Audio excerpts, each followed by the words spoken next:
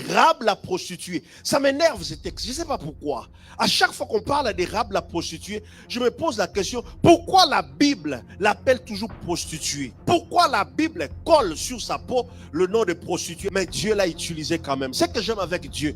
Dieu n'a pas besoin de ta réputation pour faire de toi une femme de réputation. Dieu n'a pas besoin de ton diplôme pour faire de toi un homme qui va engager les diplômés. Dieu n'a pas besoin de toi un homme intelligent pour faire de toi un patron. On va parler de toi comme une femme de foi.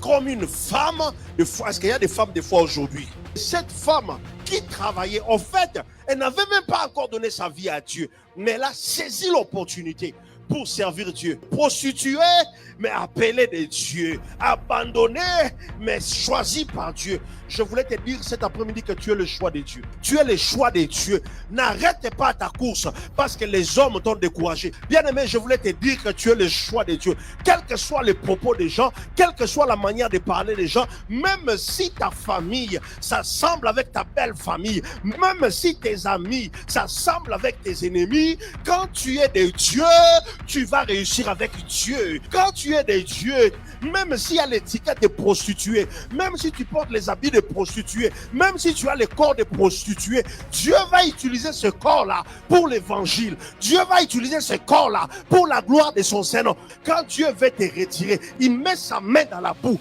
il met sa main dans la poussière pour te retirer. Et je voulais parler à quelqu'un. Attendez-vous à Calgary aux femmes qui n'avaient pas de réputation servir Dieu.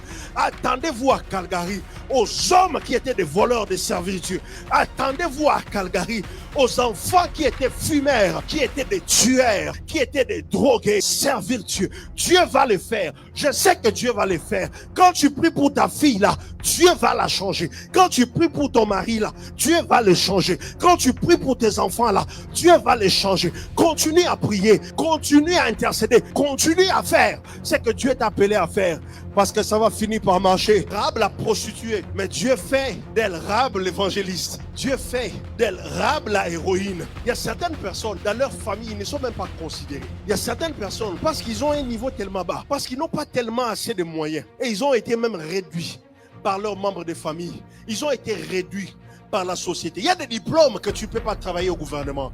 Il y a des niveaux que tu ne peux pas travailler à la banque. Mais je voulais te dire, quand tu as la grâce de Dieu, Dieu va te localiser. Je prie le Seigneur qu'il te localise au nom de Jésus. La prostituée Rahab sera celle qui va changer le cours de la vie d'une famille. Je parle de cette femme-là, la prostituée, que la Bible parle avec fierté.